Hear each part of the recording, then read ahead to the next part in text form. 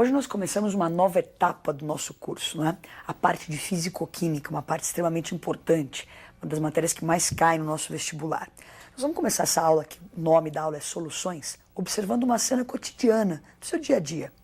Então você levanta de manhã, pega lá o seu leite, o seu achocolatado e olha para a tela. Animado, não é? Prepara o seu leite achocolatado e quando você coloca o chocolate no leite, você percebe que esse chocolate dissolve no leite. Então você acabou de fazer uma dissolução, não é? Então achocolatado no leite, se alimenta, aquela coisa feliz logo de manhã. Ao longo do seu dia, várias vezes você se depara com soluções. O ar que você respira é uma solução, não é? O que vem a ser uma solução? Qualquer mistura homogênea, para nós na química, é uma solução. Lembra que mistura é a reunião sem que haja uma transformação. Homogênea, que tem só uma fase. Então dá uma olhadinha na tela. Se você tem um gás ou um sólido dissolvido em um líquido, esse gás ou sólido são o soluto. E esse líquido vai ser o solvente. Então agora é o seguinte, olha. Sabemos que é a solução, mistura homogênea, soluto, solvente, sabemos identificar quem é o soluto, quem é o solvente. Próxima tela, vamos preparar soluções. Então nós temos um primeiro potinho com 100 gramas de água, estamos a 10 graus Celsius. Nós vamos acrescentar nesse primeiro potinho 10 gramas do nitrato de potássio. Preparei a solução, a quantidade que eu coloquei do soluto é inferior àquela limite, que era 20,9. Então você acabou de preparar uma solução que é classificada de insaturada.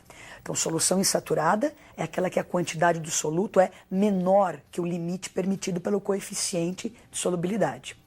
Mais um potinho, aí você tem também 100 gramas de água, estamos a 10 graus Celsius.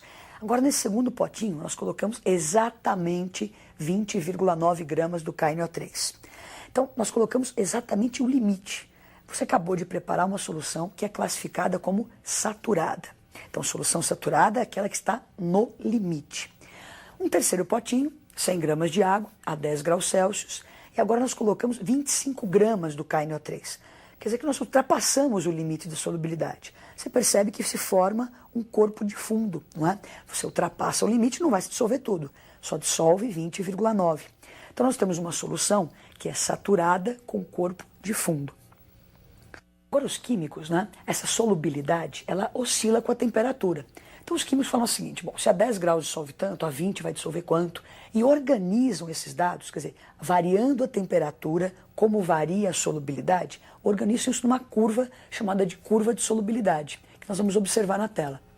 No nosso exemplo lá do nitrato de potássio, então nós fizemos a experiência a 10 graus. Aí você tem a curva mostrando a solubilidade desse sal em 100 gramas de água em várias temperaturas.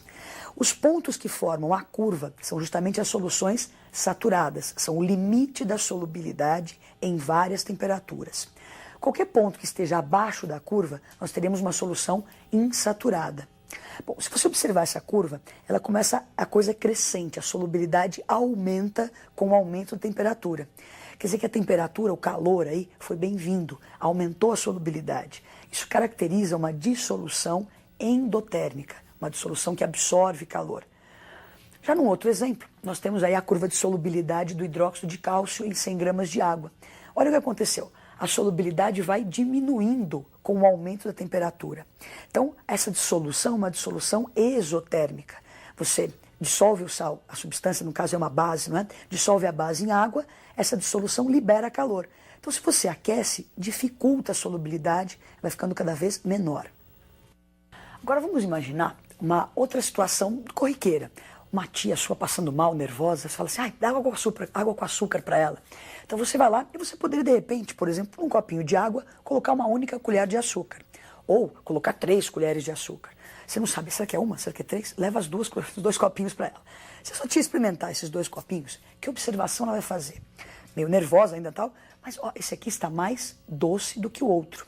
Quando você fala que está mais doce, você faz uma referência à quantidade de açúcar que existia nessa solução. O açúcar é o soluto. Então, quando você fala mais doce, para nós uma linguagem mais técnica, pode ser mais concentrado, não é? Então, a concentração das soluções é o que nós vamos falar agora. Então, quando a gente falou do açúcar, nós fizemos uma referência ao soluto na solução. Expressar a concentração é isso, fazer essa referência do quanto tem do soluto na solução. Então, vamos dar uma olhadinha na tela. Concentração de uma solução é você fazer essa relação.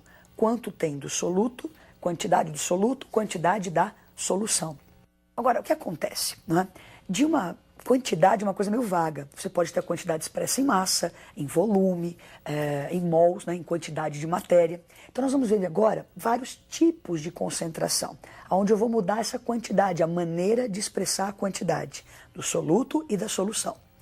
Então, vamos ver a primeira concentração, que é justamente o título, que a letrinha, lembra, não vai se confundir com física, onde essa letrinha é trabalho na física. Para nós, na química, isso é título.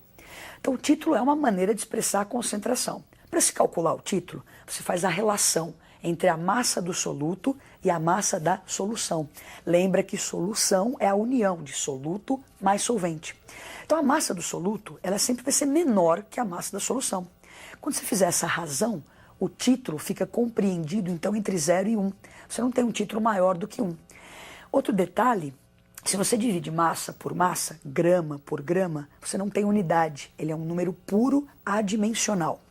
Bom, como esse título fica muito pequenininho, é hábito se multiplicar ele por 100 e expressá-lo, então, em porcentagem, que seria o título percentual. Bom, agora nós vamos ver uma outra concentração, não é? Que é a concentração em gramas por litro, bem mais importante, mais usada no nosso dia a dia. Então, olhem para a tela. Então, a concentração em gramas por litro, antigamente nós chamávamos de concentração comum. Hoje em dia tem-se o hábito de chamar a concentração pela unidade dela. Que nem título não tem unidade, tem que ter um nome, então é título. Agora, aí, concentração em grama por litro. Isso facilita ao aluno, que você não tem que ficar memorizando obrigatoriamente uma fórmula. Você sabe que grama é unidade de massa, litro é unidade de volume. E lembra, então, que concentração é soluto por solução. Então, a formulinha, né, para quem gosta de fórmulas, mas está lá, ó, massa do soluto pelo volume da solução. Então, se você lembrar grama por litro, você tem a fórmula, massa por volume. A unidade, grama por litro.